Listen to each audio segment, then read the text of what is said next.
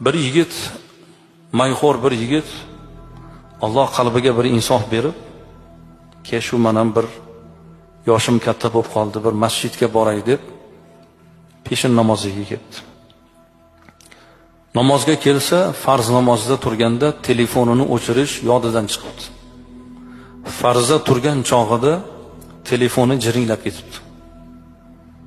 Namozdan keyin odamlar yopirilib kelib, haligi yigitning ustiga "Qanaqa odamsan, ahmoqmisan, jinnimisan? Nega telefoningni o'chirmaysan? Bunaqa qilsang nega namozga kelasan? Nega halol berasan?" deb turib, 3-4tasi yopirilib kelib vajohat bilan yigitni ustiga kelib shu gapni gapiribdi. Qo'rqib ketibdi. Chunki u bilmay qoldi.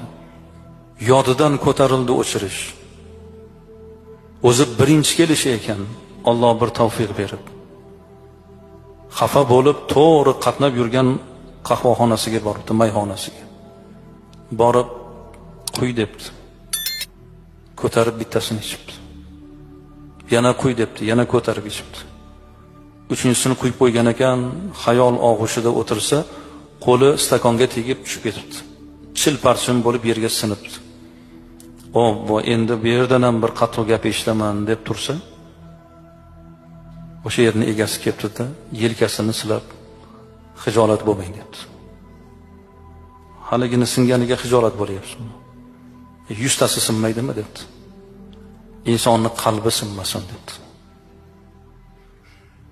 Qarangki, birgina o'sha yerdan shirin so'z topgan yigit yana o'sha ishni davom ettirib, o'sha yerni doimiy yana mijozga aylanibdi. Nega biz yaxshi so'z ayta olmaymiz? Bir-birimizga qo'pol gapiramiz. Ko'chalarda yurasizlar, sal yo'lingizni to'sib qo'ysa, sal sizga halol bersa, ana keyin aytishni ko'ring. Oldingizni to'sib, nimalarnidir gapirib, nega musulmonlar bir-biriga yaxshi gap gapira olmaydi? Nega biz bir-birimizga shirin so'z ayta olmaymiz?